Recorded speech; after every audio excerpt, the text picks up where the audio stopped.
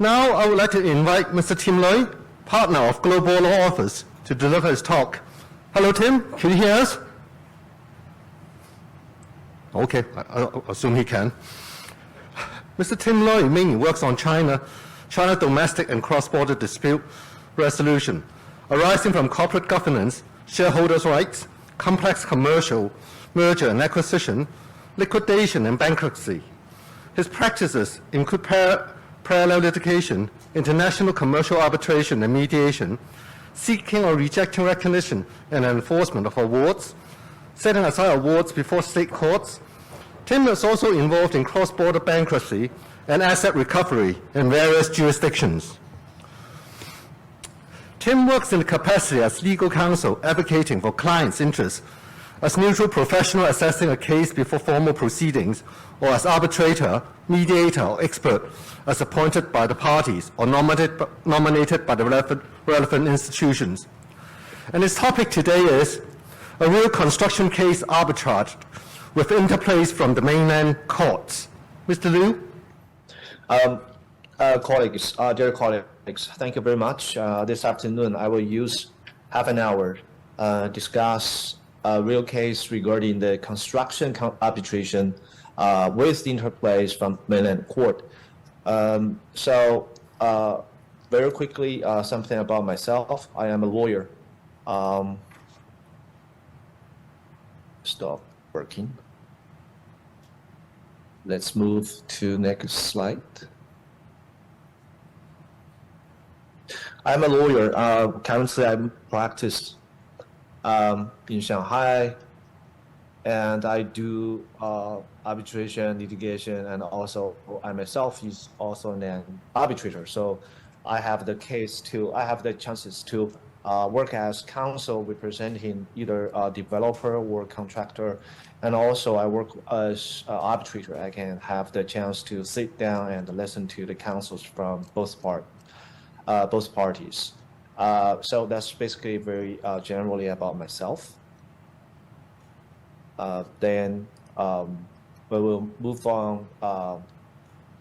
Today, we're going to discuss three aspects regarding the construction arbitration. Number one is I will very briefly discuss a real case recently I represented as counsel, as legal counsel. So that is the case. We will use that as an introduction.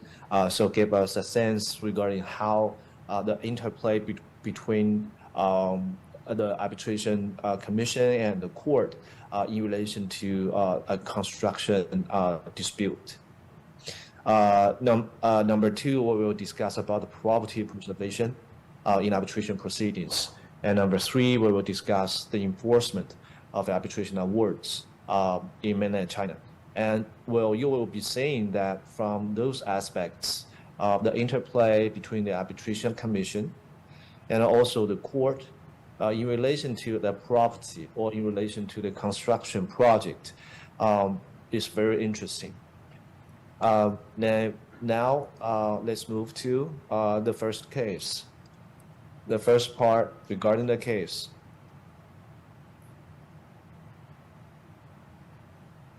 So the case study is like this. So you will see that from the very top of the slide that the claimant actually is a construction contractor. So the contractor brought up an arbitration against the respondent, which is a developer. And this developer is my client. As you may see, the color code on the slides, the light orange means the courts, and the light blue means the arbitration commission. So the claimant actually started a arbitration against the respondent, my client. And very smartly, the claimant filed an application for property preservation to the court. Then, as you can see, that my client raised objection for exceeding the value of the subject at dispute. The property actually is a land plus several buildings on that land. So the amount at dispute is actually lower than the value of the land and the several buildings. Then once we received the court order saying that all of the land and the buildings upon that land has been frozen, we raised the objection to the court. And then the court actually heard our objections. Then part of that worked. We succeeded to, free much of the property which has been, applied for preservation. And after that is done, the proceedings are going back to the Shanghai Arbitration Commission, and then the tribunal made awards on that regard. However, we believe as the respondent that the award itself has some mistakes in calculation. Therefore, we apply to rectify the arbitral award for the mistake in calculation within 30 days. We have the right as respondent, or the claimant also has the right to do so. So we filed that application. We want to say, hey, Shanghai Arbitration Commission, would you please correct this mistake in calculation? However, that was denied by the arbitral tribunal. Then we have another option to do. We may say, in addition to the rectify application, we will say we will file a case before the court to set aside the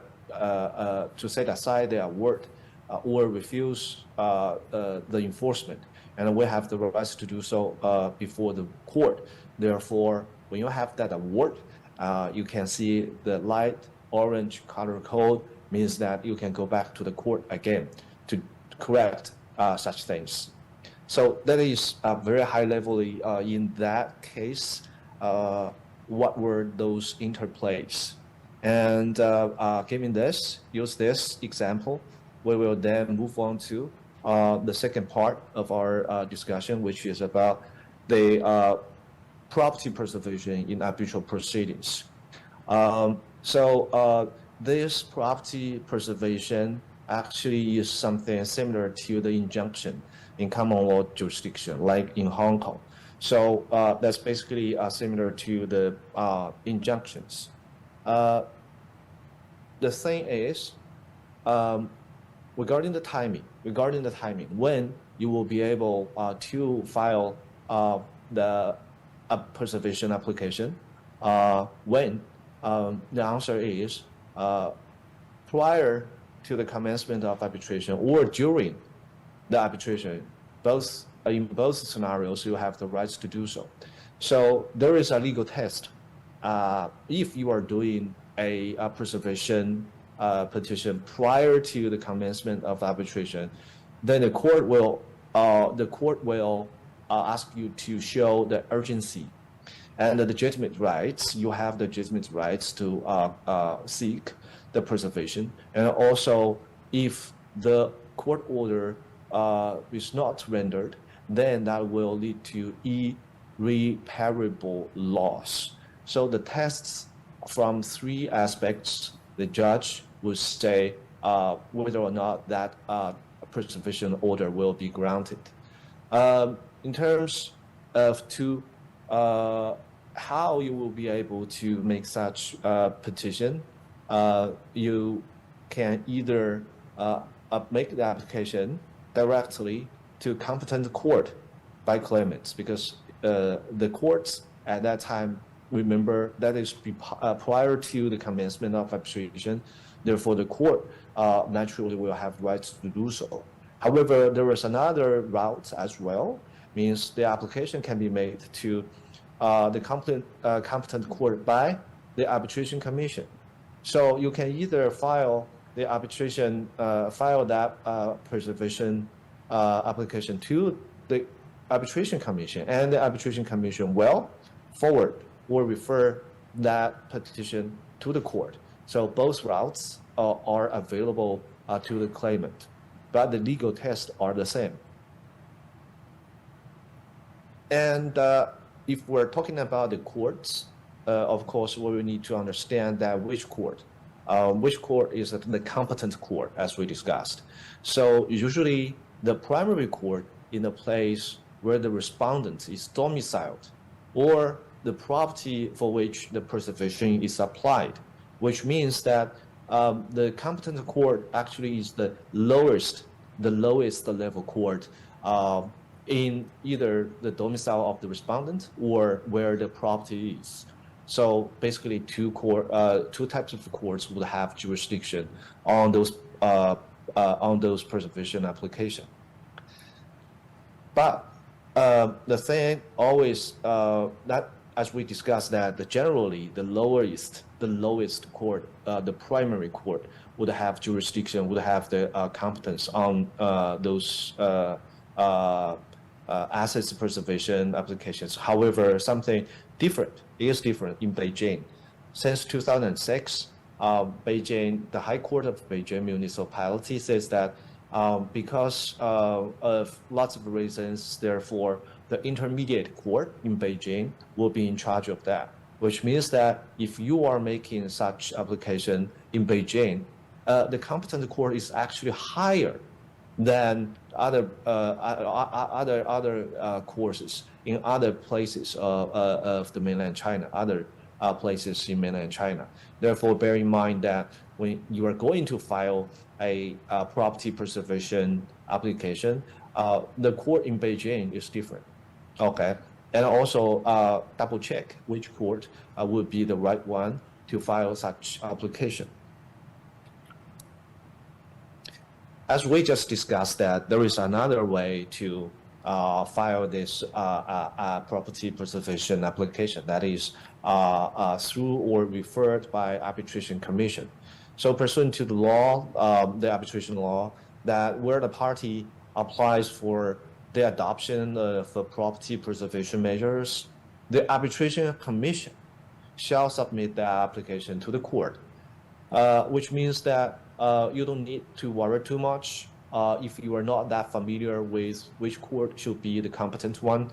If you have the arbitration case before your desk, you can simply file that preservation application to the arbitration commission, and the arbitration commission is obliged to find the competent court, the right court, and by that, the arbitration commission will again forward or refer the application to the court.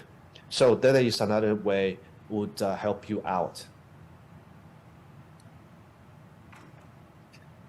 And we understand that usually if you are making an application to preserve the assets of the other party usually would disagree with you. Then in such a scenario, what are the remedies going to be? So the remedies, if disagreeing with the court order on preservation, that is actually we discussed in the very beginning. I did that in my real case. We are not happy with the court order, therefore we filed a review petition to the court, and the court accepted.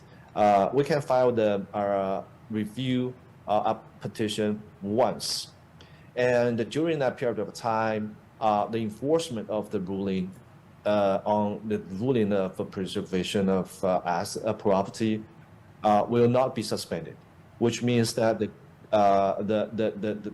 injunction, in your words, are still in place, but we can separate a proceeding ways. We can sit down with the judge and discuss that why we are not agreeing with the reasons.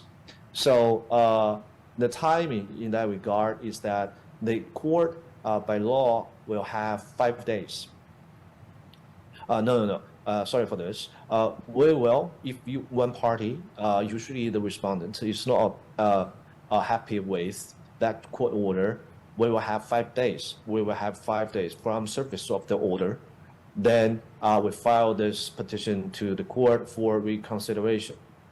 And the court will decide on such review petition within 10 days.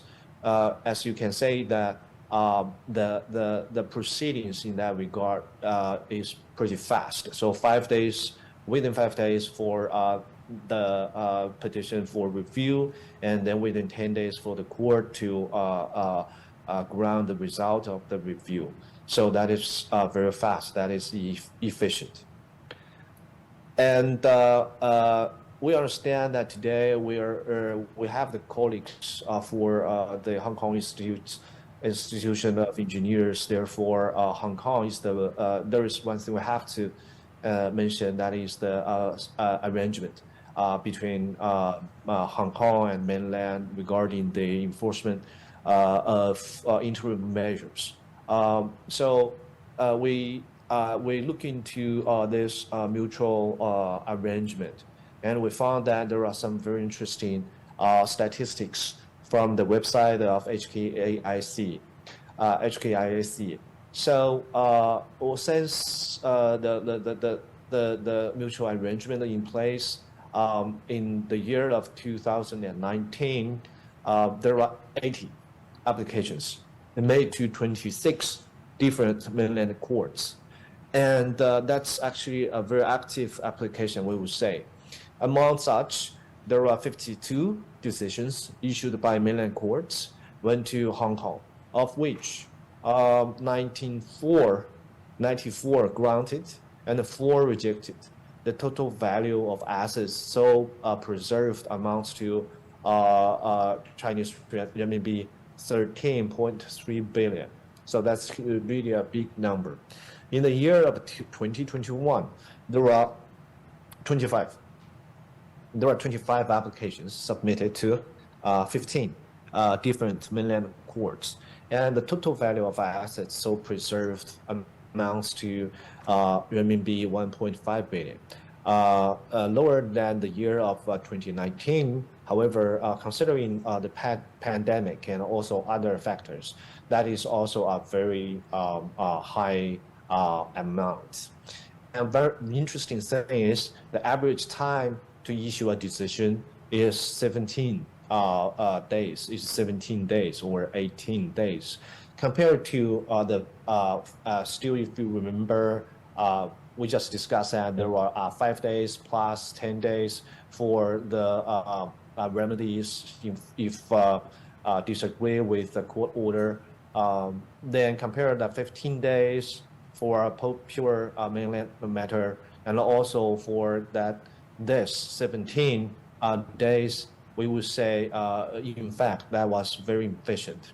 And please bear in mind that Hong Kong is the only place in the world, the only jurisdiction in this world can have those interim measures as mutual assistance from the mainland court, which means that there is no other jurisdiction you can file any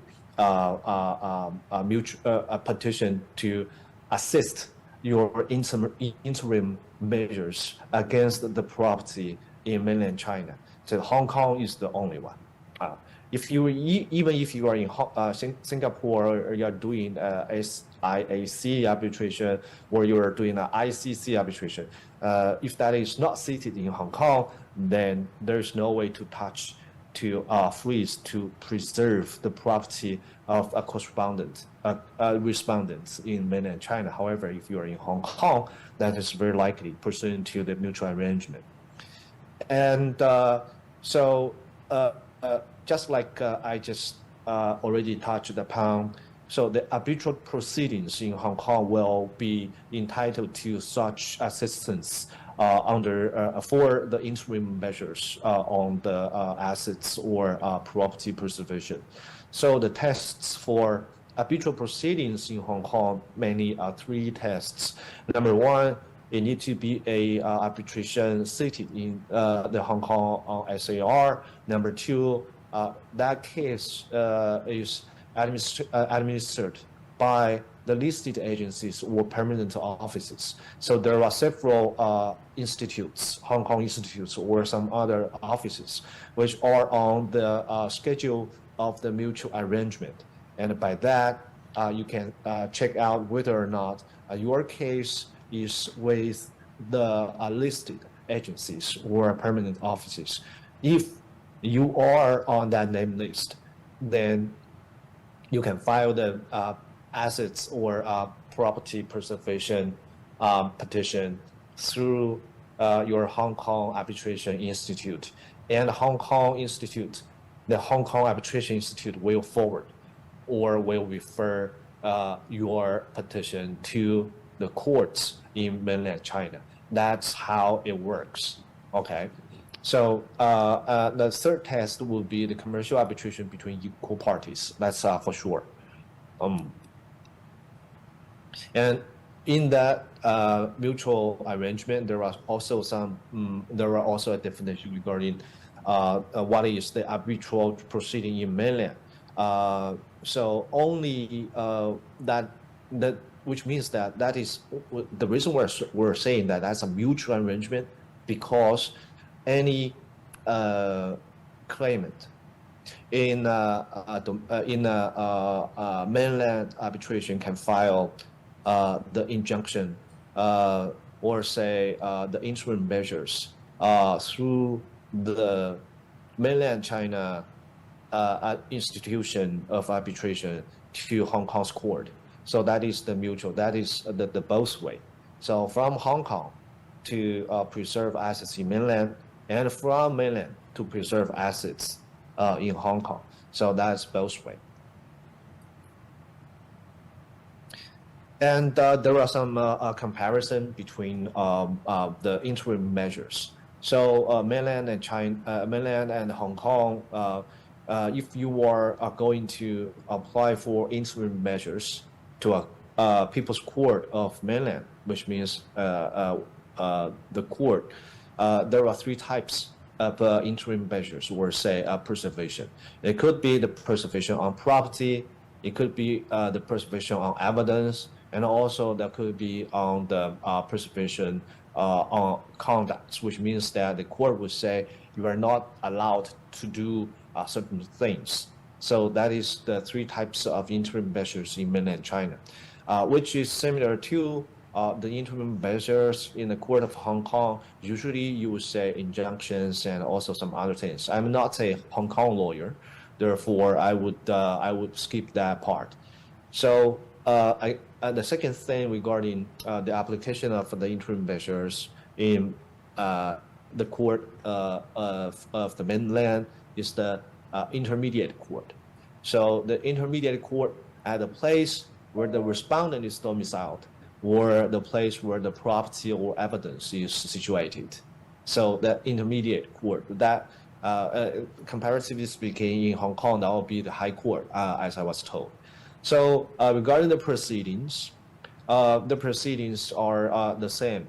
I mean, there is no difference for that in mainland and also for Hong Kong. So application of preservation can be made before or after the commencement of arbitration. So that is the same. And also the examination, the court would usually require that the applicants to provide a security or a bond, or some the security usually sometimes would be issued by an insurance company, saying that if there is anything wrong which damage the assets preserved, the insurance company will be willing to pay for the damage caused to the other party. That is how it works. And I would skip the part regarding the interim measures to the court of Hong Kong. But I was told that also in Hong Kong that would be similar, which means that the applicant need to make an undertaking or to provide a security for fees. The thing is, in mainland, undertaking is not sufficient. The court would not allow you to preserve others' property with just an undertaking. That is the practice here. And the third thing is about the enforcement. We understand that after the arbitration proceeding, that in the end you will have an arbitral award, and at this stage, that will be a very significant phase for both parties to face the interplay or the interference by the court. We will will discuss that. So again, the concept is which court? The court is that still by default that is the intermediate court at the place of the residence of the party against whom the award is being enforced, or at the location of the property. So basically, the intermediate court would have jurisdiction on the enforcement of awards like that. However, there are some very interesting thing is remember that when you were in arbitration proceeding earlier, and the primary court issued and enforced the property preservation order, right? Because at that time you believe that the respondent gonna be escape somehow. Therefore, you filed the order. You filed the petition to preserve the property with the primary court. However, as we just said, that the enforcement of award is by the intermediate court. That means that the different courts, in that situation, in that case, the court there are lots of ways by each province high courts. However, we take an example of Jiangsu province. It says that the court ordered the property preservation shall refer the case to the court in charge of the award enforcement. So by that you can see that the earlier court made the order on property preservation will transfer all the case documents to the enforcement court. And here we will have something regarding the grounds of refusing enforcement, because as we all know that the last thing about the award is to either enforce it or refusing enforcement. So there are three types of arbitral awards, I would say, in mainland China, and they are dealt with differently. Number one is a domestic award, which means that the parties and the subject matter of that arbitration are pure domestic. So that's domestic award. There are also something called domestic awards with foreign elements, which means that the award itself is still, a domestic one, means that it is rendered by the arbitration institution in mainland China. However, one party or two parties to that dispute probably are the foreign entities, or the subject is in a foreign country, or some other elements. For these two things, actually, it is as long as it is made by the mainland arbitration institution, it is all called domestic awards. So the common grounds and also, by the way, there are a third one, international awards. International awards are those made by the foreign arbitration institute or arbitrators or tribunals. Hong Kong arbitration awards is deemed as international awards. So that make the comparison, this chart, this table, very interesting. You can see that if there is an award made by the Hong Kong Institute, it may be, there are the common grounds are 1, 2, 3, 4, right? However, there are several types of different grounds for you to petition for refusing an enforcement. For example, if the evidence is fabricated or concealed in a domestic award, which means that that is the ground for refusing enforcement. However, that is not the case, which means if you have a Hong Kong award, the evidence is fabricated or concealed, that would not be the ground to petition for refusing enforcement. So that is very, interesting. There are some nuance differences when you are considering using the court to refuse enforcement. So that is something. And I would also say, in addition to refusing enforcement, there are another route to challenge the award, that is setting aside. So this chart actually discusses in mainland how the refusing enforcement and the setting aside are different from each other.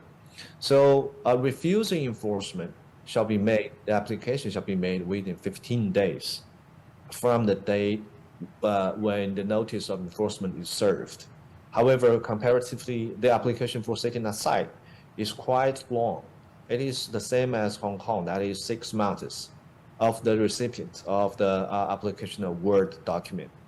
And the competent court are for refusing enforcement, that is intermediate court, and for the setting aside, however, it is also the intermediate court.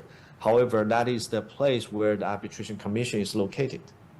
Therefore, if we are going to petition for setting aside a award made by, for example, Shanghai Arbitration Commission, then we shall file that before the intermediate court of Shanghai. So that is the place. And the difference is also regarding the court fees. Refusing enforcement is totally free. There's no charge. However, for setting aside, you need to pay renminbi 400. It's very nominal, but still, I mean, you need to pay some fee to the court.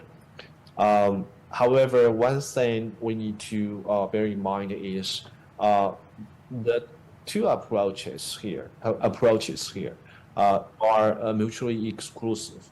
Means that if you choose either one, you cannot choose the other one. Means that when one application is dismissed for whatever reason, the other application cannot be raised again. So choose very carefully on the grounds, on the timing, and also on some various factors. That's basically all the things we are still have 10 minutes. If you have any questions, if I would take those at this moment, or you want to send me email, or you want to, if you use WeChat, you want to add my personal WeChat, and we can also keep in touch. I'm working with Global Law Office, GLO. So you can search my name if you need any assistance, or you want to discuss any professional matters or things like that. I would say that's all. I would thank you very much, and I will take questions, if any. Thank you, Ms. Liu. Please remain online for the Q&A. We have one question here. Can you hear me? Tim? Yeah. I can read. You can read it. Okay, thank you. I'll read the question to the audience.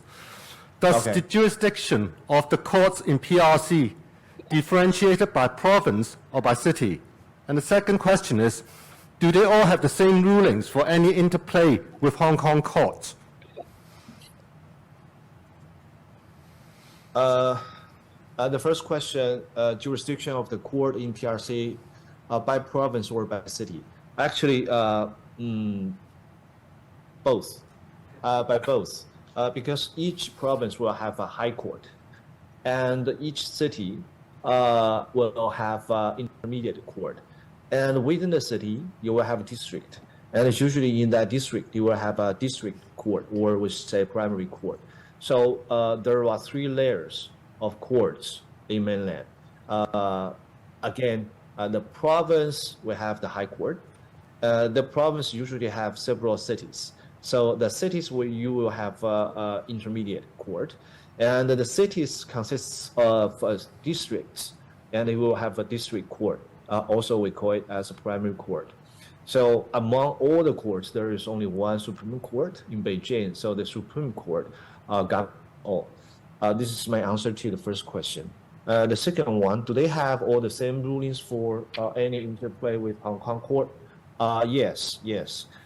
Because the interplay with Hong Kong court, or if you are, this question is about the mutual arrangement regarding the property preservation or interim measures. Yes, they should have all the same rulings. They should be consistent. And nowadays, that it is very easy for you to find the findings, the court orders, on the reasonings, on the orders of such, on the orders itself, and also the reasoning of the order. That is all made to the public. You can check if you are not agreeing with the reasoning. You can petition for a review. Yes. The answer is yes. Okay, thank you. There's one more question. Is the application for preservation of property ex parte or inter partes? Oh, this is a very good question, actually. When the application was made, it could be, it is ex parte. So only one party can file, the one party is sufficient to file that petition to the court itself. However, it is also inter partes because the other party will be notified, will be served by the court on the court order of the preservation. Therefore, the other party will be offered a chance to seek for review once before the same court made that decision. Usually that will work. And my personal experience is yes, even that is ex parte application. However, I made the objection to that court order, and we won actually the proceeding. I don't see any more questions. So, ladies and gentlemen, shall we show our appreciation to our speaker here the usual way? Thank you, Tim. I'm sorry, I cannot. The last question, I didn't get that. There are no more questions. No more questions. Okay. Thank you. Thank you, Tim. All colleagues. Thank you very much.